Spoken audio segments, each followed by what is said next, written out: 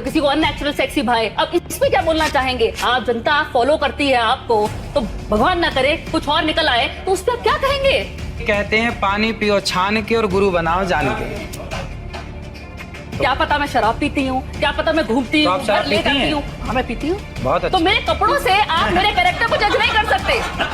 तो आपने शराबियों से बात करने बिठा दिया मेरे को आज। मेरे आदत हूँ, लेकिन आपको मेरा बैकग्राउंड नहीं पता। क्या पता मैं रात को पार्टी करती हूँ, क्या पता मैं शराब पीती हूँ, क्या पता मैं घूमती हूँ, घर ले जाती हूँ। हाँ मैं पीती हूँ। बहुत अच्छा। तो मेरे कपड़ों से आप मेरे कैरेक्टर को जज नहीं कर सकते।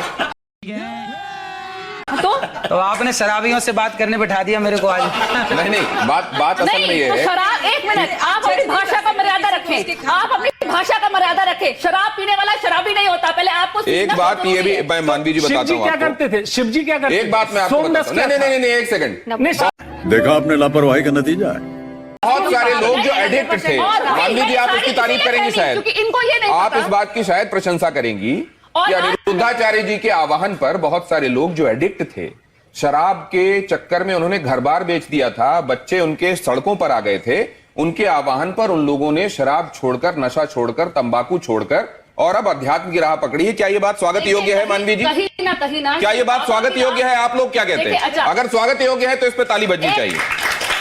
क्या मानवी जी, लेकिन एक बात मैं समझना चाह रहा हूं, क्या समाज को मर्यादित रहने के लिए कहना और ये कहना कि आप ठीक लाइन पर चलें, आप ठीक तरीके से रहें, दूसरों से ठीक व्यवहार करें, क्या ये गलत करते हैं अनिरुद्धाचार्य? देखिए, मैं अब जैसे इन्होंने ये मेरे पे बोला तो मैं भी कुछ बोलना चाहती हूँ। उसका जवाब इनसे लेंगे कि कई बाबाओं के धोखाधड़ी के अंदाज भी है कुछ निराले। कोई धर्म के नाम पे ठगे तो कोई क्रिमिनल चार्जेस में फंसे, कोई रेप में पेरोल पाए तो किसी को अननेचुरल सेक्सी भाई। अब इसमें क्या बोलना चाहेंगे आप? जनता फॉलो करती है आपको, तो भगवान ना करे कुछ और निकल आए तो उस पर आप क्या कहेंगे?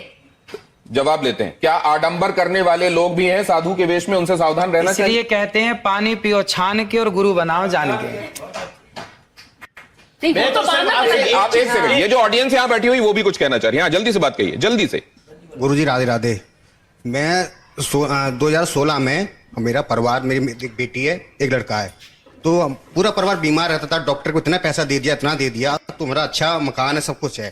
तो मैंने एक गाय का बछड़ा गाय रखी। गाय रखने से अभी तक मैंने 1 रुपया नहीं दिया डॉक्टरों को। 1 रुपया दिया। अभी भी मेरी मिसेज, अभी तक उन्होंने कभी भी चेहरे पे क्रीम नहीं लगाई, कभी भी क्रीम नहीं लगाई। दूसरी बात, जो कहना क्या चाह रहे हैं, मैं कहना चाहता हूँ, जो भी आप गोबर बताए, गाय का गोबर है ना, उसके उपला बना के छत पे करते हैं। जितने मोहल्ले वाले आते हैं तो जैसे पूजा होती है तो हमारे घर से लेके जाते हैं, तो अच्छा लगता है मोहल्ले वाले। अभी तक कोई बीमारी नहीं, कुछ नहीं। बहुत अच्छी बात है। ये प्रमाण है, आप प्रमाण मांग रहे हैं। ये देखिए आपके भक्त हैं और आपकी बातों को मानते हैं। ये भी तो सुनते। बीमारी क्या थी आपके घर में?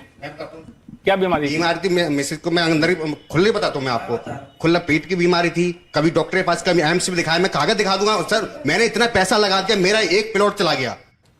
क्या बीमारी थी? बीमारी अंदर की। अरे बीमारी का नाम बताइए भाई, जब इतनी जगह जा चुके, बीमारी का नाम बताइए। बीमारी बताता हूँ मैं आपको। बीमारी क्या, पेट की बीमारी थी, तो बच्चा नहीं होता था और फैल हो जाता था, कभी कैसे क्या।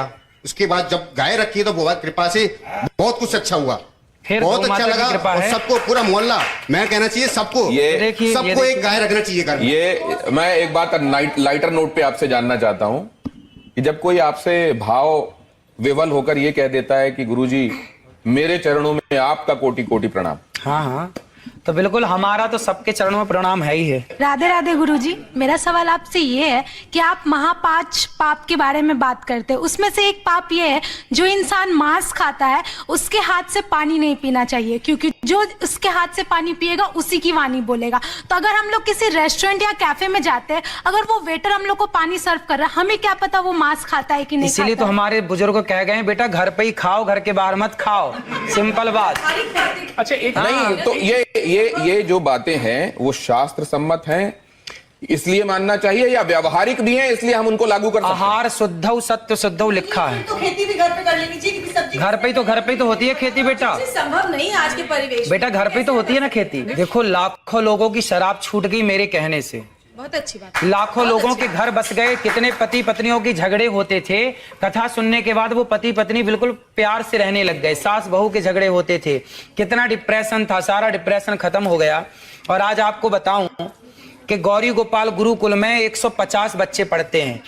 जो बच्चे असमर्थ हैं, माँ बाप जिनको पढ़ा नहीं सकते, किसी की माँ नहीं है, किसी का पिता नहीं है, ऐसे 150 बच्चे वहां रहना, खाना, पढ़ना, लिखना सब फ्री है। भाई मजा आया, और मैं ये जो मजा है हिंदुस्तान के हर व्यक्ति को देना।